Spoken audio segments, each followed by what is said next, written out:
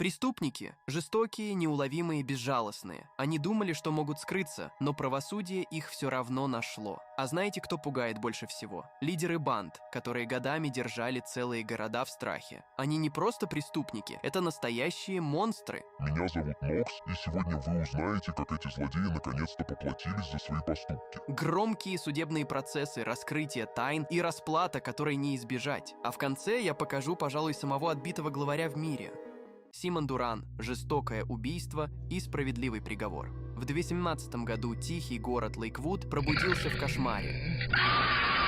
Исчезновение Симон Дуран, молодой матери, потрясло всех. Ее дети остались ждать у окна, а она так и не вернулась домой. Вскоре полиция обнаружила, что за ее исчезновением стоял никто иной, как Абель Гага, хладнокровный лидер банды, который использовал социальные сети, чтобы войти в доверие к женщине. Гага вместе с сообщниками Альфонсо Кинтаной и Рене Росалесом тщательно спланировал преступление. Вера Симон в его дружелюбие стала ее роковой ошибкой. Расследование вскрыло всю мерзость их плана. Они не просто убили, они уничтожили ее жизнь ради демонстрации своей силы. В суде улик было так много, что преступники не могли вымолвить ни слова в свое оправдание. Суд приговорил всех троих к пожизненному заключению. Иронично, но именно интернет, который стал для них инструментом обмана, оказался ловушкой, через которую их поймали. Так закончилась трагедия, но мир для ее детей уже не будет прежним. Как будет жить Лейквуд дальше? Судьба лидера банды в Сан-Антонио. 2015 год. Сан-Антонио. В центре внимания неоновые огни, ночные клубы и тайные договоренности между преступниками. Одним из таких закулисных игроков был лидер банды, который заманил 19-летнего юношу под предлогом покупки наркотиков. Но все пошло не так. Сначала разговор, потом угрозы, затем выстрел.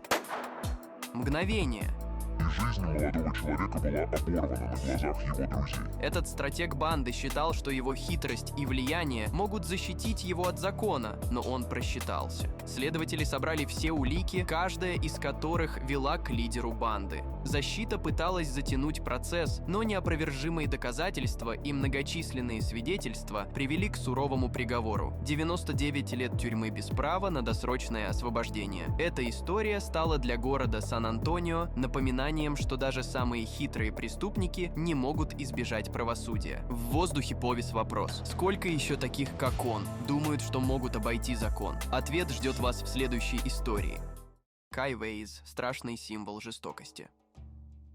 Весна в Массачусетсе приносила не только цветущие сады, но и ужас, который распространял Кай Вейз. Его имя наводило страх, как и татуировка 666 на его лбу. Это был человек, который воплощал хаос, используя свою банду для устрашения, похищений и убийств. Цель – заставить замолчать тех, кто осмеливался идти против него. Вейз не боялся ничего, кроме одного – закона.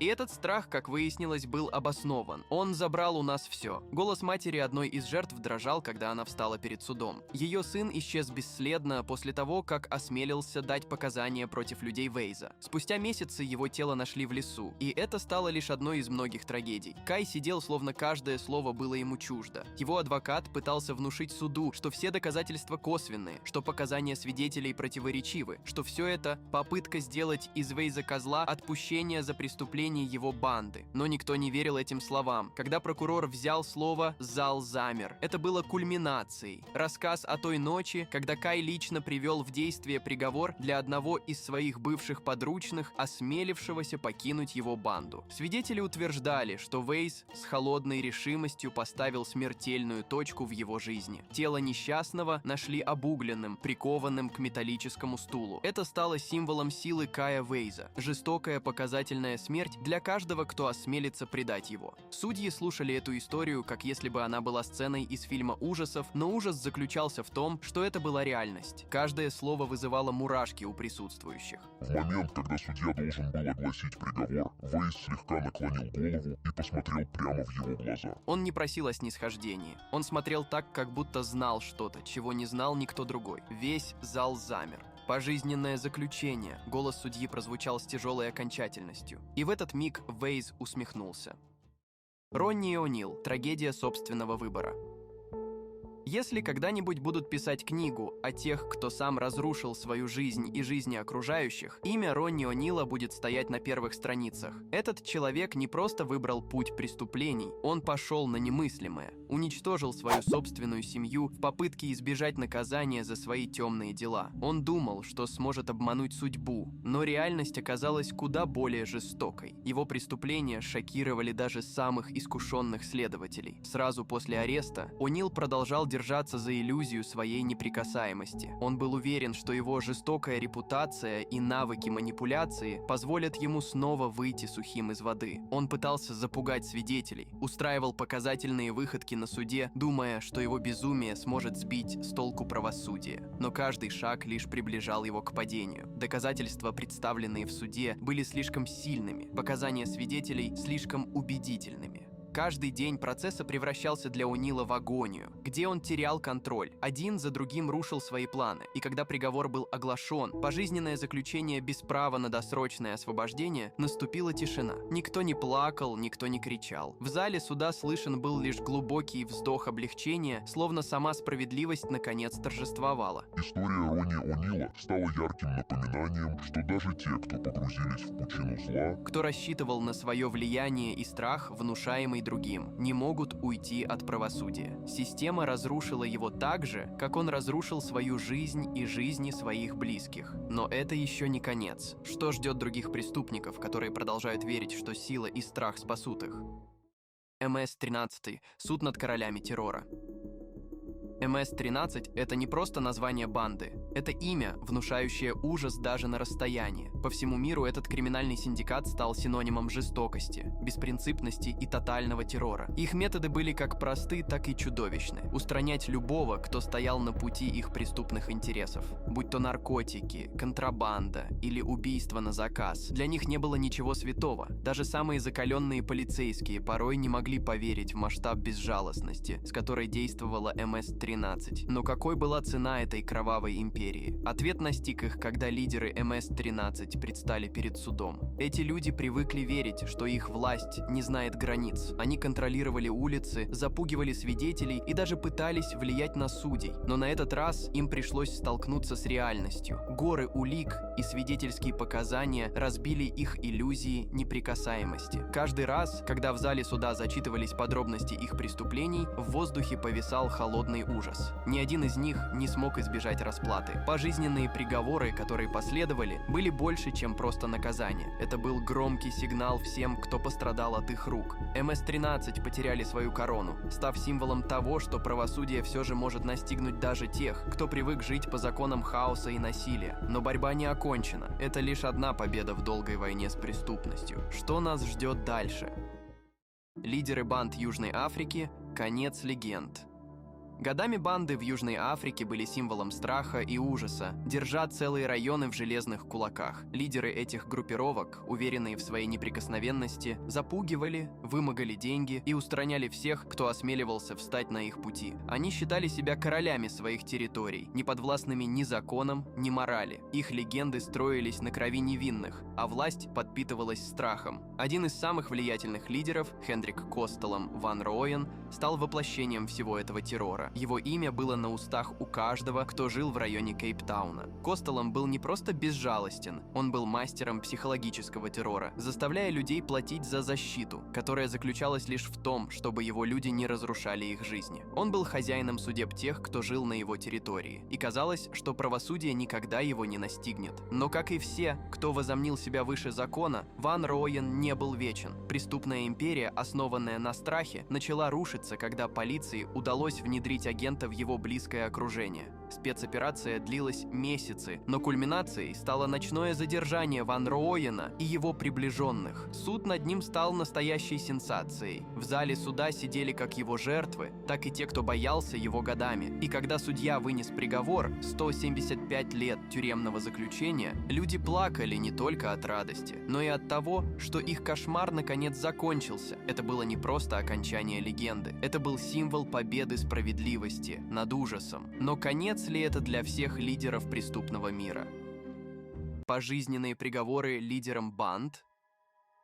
Пока лидеры банд Южной Африки теряли контроль над своими территорией, по всему миру другие криминальные империи тоже сотрясались. В течение многих лет главари считали, что могут запугивать не только улицы, но и систему правосудия. Их влияние казалось всемогущим, и их боялись даже судьи и прокуроры. Но ни одна система террора не может существовать вечно, и волна правосудия накрыла главарей преступных синдикатов как в Африке, так и в других частях мира. В одной из таких судебных драм лидер бандитской группировки, известный как Максвелл Мясник Сибанда, наконец предстал перед судом. Этот человек, увлекающийся оккультными ритуалами, устраивал поистине дьявольские церемонии перед каждым своим преступлением, полагая, что его не коснется правосудия. Его связи с коррумпированными чиновниками, его статус в криминальном мире – все это питало его веру в собственную неприкасаемость. Но когда началось судебное разбирательство, стало ясно, что даже самые черные ритуалы не могут защитить его от правосудия. Свидетели выходили один за другим, рассказывая истории страха и насилия, а адвокаты были бессильны. Максвелл сидел в суде, не веря в происходящее. Когда приговор был объявлен, пожизненное заключение без права на помилование, это стало не просто наказанием для одного человека. Это было крушение мифа о том, что криминальные лидеры могут править миром безнаказанно. Эта история — лишь часть глобальной битвы с преступностью, но иногда самые шокирующие преступления касаются не только лидеров, но и их невинных жертв.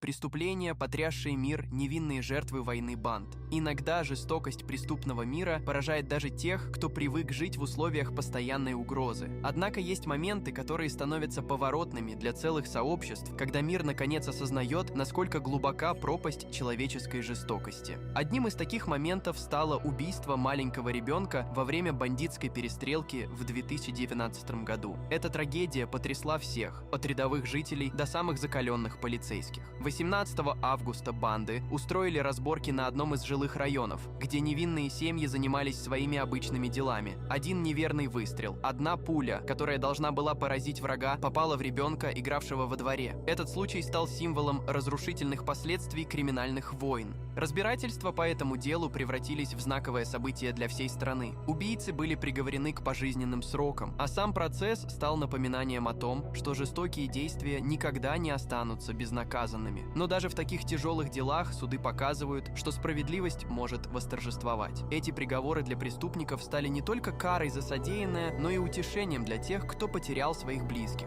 Давайте посмотрим на беспощадность правосудия Лос-Анджелеса. Беспощадное правосудие Лос-Анджелеса – урок для всех. Лос-Анджелес, сияющий огнями Голливуда и золотыми пляжами, скрывает в своей тени мрачный мир преступных синдикатов, которые в течение десятилетий держали город в страхе. В этом городе, где жизнь может измениться за секунду, действуют иные правила. Одним из самых грозных игроков на этой арене был Педро Эспиноса, харизматичный и жестокий лидер преступного клана, который с легкостью вербовал уличную молодежь, превращая ее в боевые отряды. Эспиноса был почти легендой в криминальных кругах. Его боялись, ему подчинялись, он купался в роскоши, построенной на крови и наркотиках. Он чувствовал себя неприкасаемым, как король, который верил, что ему никто не может угрожать. Но, как показывает история, чем выше поднимаешься, тем сильнее падение. Арест Педро был ударом молнии среди ясного неба. Это не просто арест лидера банды, это крах целой империи, шок для тех, кто считал его неуязвимым. Его суд превратился в театральное шоу, где Эспиноса впервые почувствовал, что его власть рушится на глазах. Судья, произнося приговор, словно лишил его всей той силы, что он копил годами. Пожизненный срок стал не просто наказанием для Педро, а сигналом для каждого, кто когда-либо думал, что преступление может остаться безнаказанным. Зал суда в тот день стал ареной истинного правосудия, где даже самый мощный криминальный босс не смог избежать своего конца. Но история Педро – это не просто конец одной преступной империи. Это начало нового этапа войны с преступностью. А если кто-то думал, что этот приговор поставил точку, он глубоко ошибается. Громкий приговор Эспиносе разбудил не только Лос-Анджелес, но и тех, кто еще верил в свою неприкасаемость. В другом уголке города, в темных переулках и заброшенных зданиях, преступные лидеры начали понимать, что их дни сочтены. И один из них столкнулся с еще более жестокой правдой. Преступные лидеры, жившие по своим жестоким законам, долгое время верили в свою неприкасаемость, но справедливость неумолима. Судебные процессы, разоблачение их темных дел и суровые приговоры разрушили миф о том, что власть и страх могут защитить их от расплаты. Эти истории стали напоминанием для всего мира, что никакой криминальный синдикат, будь то в Америке, Южной Африке или где-то еще, не сможет избежать закона. Пусть это будет уроком для всех тех, кто продолжает верить, что преступления могут остаться безнаказанными. И да, если вы любите интересные истории, умеете писать сценарии, монтировать или озвучивать ролики, то переходите в Telegram, бот по ссылке в описании. Буду рад сотрудничать. Спасибо за просмотр.